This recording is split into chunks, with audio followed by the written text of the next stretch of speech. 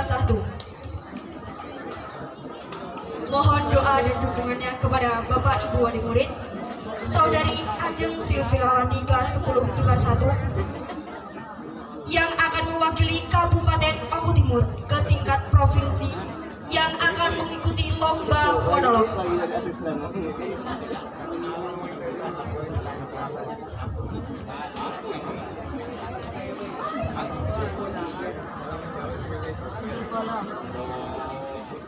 Boleh gitu.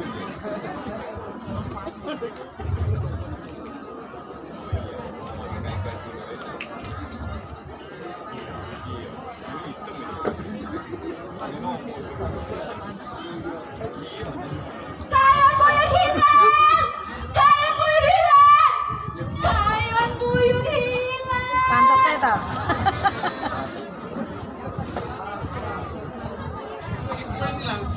Ayat buyut hilang. Ada yang melihat orang lewat semari. Astaga, kenapa aku jadi pelupa? Nambuh. Di sini tak ada siapa-siapa, hanya sunyi dan sepi. Malam bencana bagi desa Semarang. Kayon buyut hilang, padahal kayon tersebut warisan dalam panci mas yang meninggal di Semarang. Kira-kira siapa yang curinya? Pesta teledek di bal desa? Ya, aku curiga pada teledek yang baju merah. Senang larak lirik pada Wak Karjan, penjaga Kabuyutan Semarang yang buat pengen buyut di dalam ruang. Pesta berakhir pagi hari. Semua orang teler. Wak Karjan mabok pulang ke Kabuyutan Semarang. Aku hanya tukang bantu-bantu, menyapu, masak, dan menyajikan makanan dan minuman bagi pengunjung Kabuyutan. Aku suka dipanggil si pengajar. Tapi ketika semua orang teriak, "Kayon buyut hilang!" aku merasa terpanggil. Aku harus mencarinya. Tapi kemana? Siapa pencurinya? Teledek baju merah? Ah, hanya dugaanku saja. Aku gak sempat tanya Wak Karjan. Hanya kulihat dia terkapar tak sadarkan diri di dekat pintu ruang depan. Tapi dia pernah bilang, "Bu Karjan, kamu tahu apa yang harus dilakukan orang desa Semarang ini kalau dia bilang?" "Apa, Wak?" "Kamu pernah dengar lagu Rama-Tamba?" "Pernah, Wak." "Lakon Rama-Tamba jadi penting karena kamu senang Hanoman, bukan?" "Ya, aku senang tokoh Hanoman. Meski kesatria monyet, tapi hatinya mulia dan penuh bakti pada kebenaran. Perjuangan Rama tak akan berhasil tanpa Hanoman. Aku si pengajar, sekarang jadi Hanoman, membuat tambak kayu.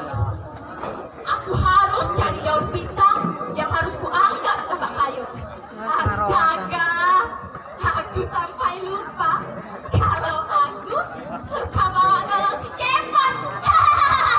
Golong si nonong namanya. Aku cari pohon pisang, aku tebas sampai daunnya untuk kujadikan tambak kayu. Kemana? Kemana harus cari kebun pisang? Ah, ingat, kebun pisang Pak Sabto. Ini dia kebun pisang Pak Sabto. Ah, itu lebar-lebar. Aku mulai mendekat. 1, 2, 3.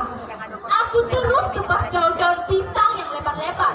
Tanpa terasa sudah terkumpulkan.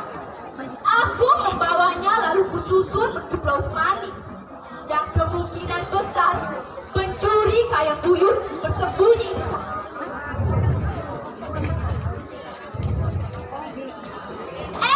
Kamu Pak Jul, mau apa menghalangiku? Ayo pergi sana. Kamu mau makan aku?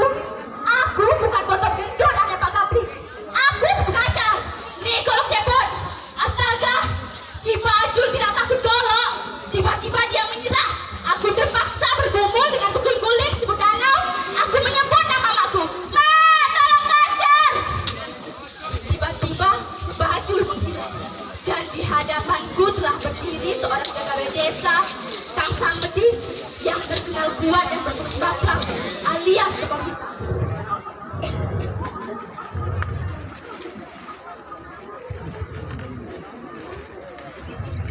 Kodok, kamu ayo, aku bantu susun dari. Wah, bagus, ayo, kami menyerukan semangat. Bring reketek kaya tampak lancar. Bring reketek kaya tampak lancar. Kamu saja, mau apa dengan kami? Ano Ayo, nga to? gimana? Ano nga to kaya kira mo? Aku Samedi akan. Kang Samedi bergumul dengan sanca besar. Dia dililit seperti Bima melawan ular naga marga. Kang Samedi kalah sekarang. Aku teringat sambil melemparkan golok. Kang Samedi, Ini masih ini dibawa. golokku. Kang Samedi dengan terampil menangkap golok. Golok si dongdong beraksi. Dia bacot membawa sanca besar. Serang, serang. Sanca besar. Ngato kaya Mike kaya ngato. Anaknya Wak Ciko yang suka dan Aiman keduanya Wak Modu. Fitri, kau atau aku? Ayo, sedikit lagi kita sampai kota. Kami bertiga sudah pisang menuju pulau. Sawitri menemukan.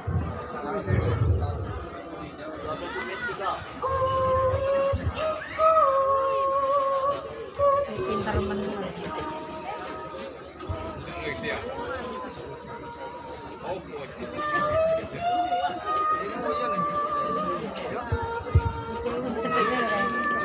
Akhirnya kita sampai ke Bosman.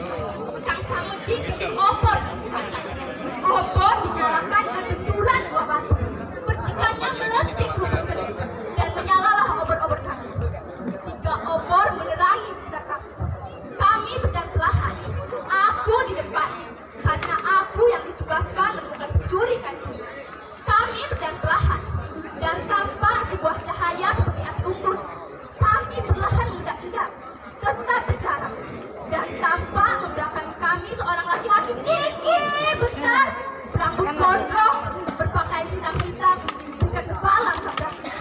Aku ingat-ingat, adakah laki-laki semacam ini dipertunjukkan dongeng ketuk yang kusaksikan seminggu yang lalu?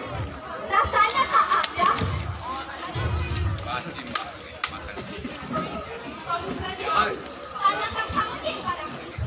Kang Samedi bilang dia membiarkan kamu Fitri, Fitri, kamu pernah lihat? Fitri mencari nama di sana. Baca Sadamo. Kang Samedi kaget. Dia diam. Aku tahu sekarang. Dia seorang tamu yang datang ke Papua. Desa betul. Kemudian dia bicara, suaranya berat.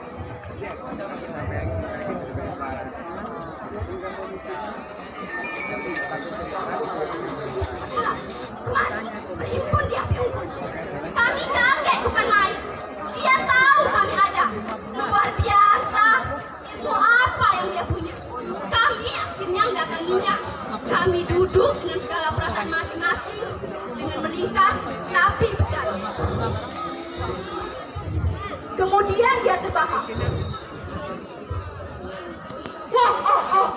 Kemudian dia memandang kami satu persatu dengan pandangan senang, sama sekali tidak takut.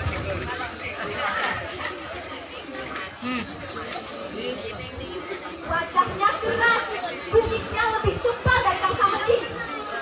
Yang terlebat jauh kuat.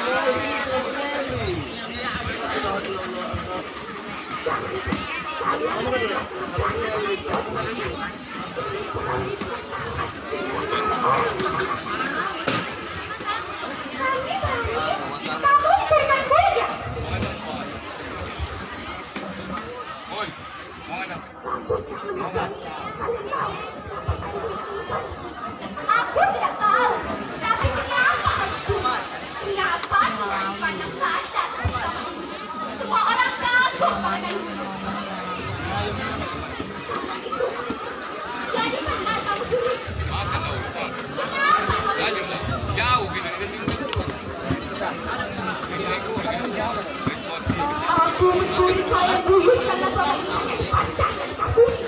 Tangan kang mampu kok. Ayo main. Aduh.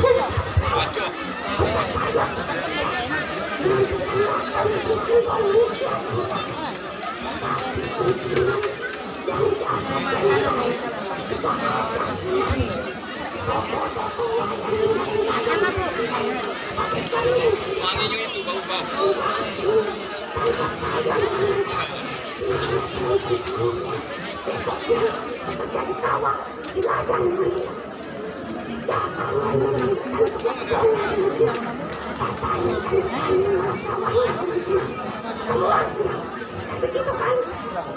Kami datang kagum pada Sadegora yang melihat wayang sebagai cermin kehidupan. Kemudian dia melanjutkan lagi bicaranya. Bu, makan Bu.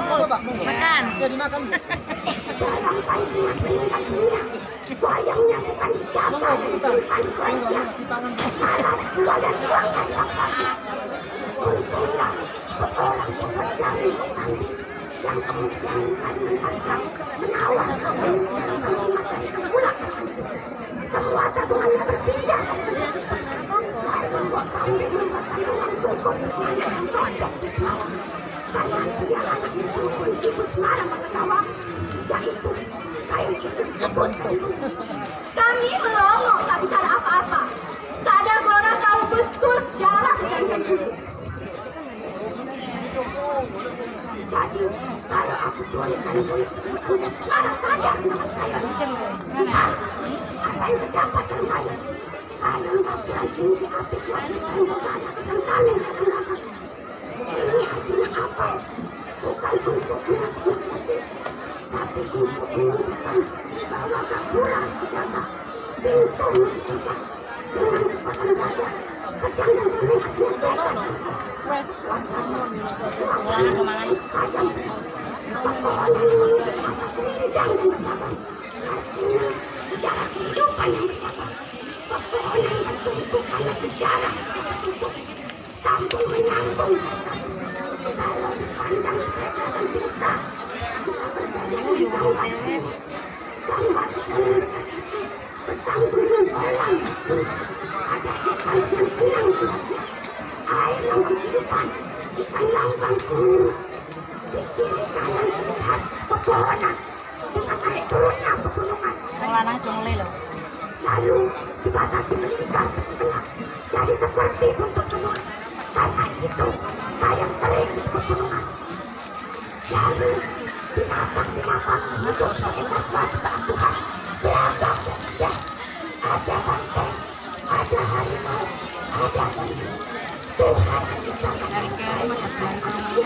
yang harus dijaga dan dilindungi hingga akhirnya perjalanan manusia tiba. Kami datang kagum pada Sadegora. Kami bertiga saling pandang, lalu seperti sama pertanyaan. Siapakah Sadegora ini?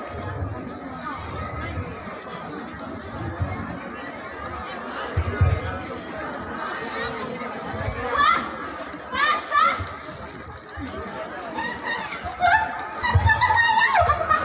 Sudah siap. Wah, kerja sudah juga ditangkap. Karena ada kucing buyut, namanya dipasang di sana. Astaga, aku mimpi kayan buyut dicuri. Lalu ada Kang Samedi dan Fitri, lalu Sadegora. Mimpi aneh. Aku akan tanyakan pada Wak Karjan. Aku berangkat ke Kabuyutan untuk menemui Wak Karjan. Setibanya di Kabuyutan, aku melihat Wak Karjan sedang menyapu mengangkat sapu lidi besar yang biasanya aku pegang. Aku merebutnya sambil minta maaf. Maafkan Wak, aku lanjutkan Wak. Aku menyapu melakukan yang bersih-bersih. Karena memang itu pekerjaanku. Menyapu dedaunan kiri yang jatuh dari pohon karena jangkau dan hutan.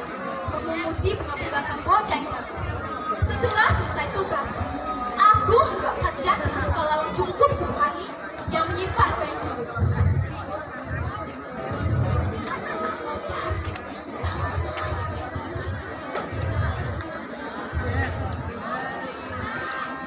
Oh, sayur yang indah.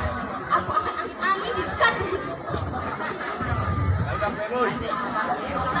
Apa yang dikatakan Sadegora dalam mimpi benar-benar terjadi.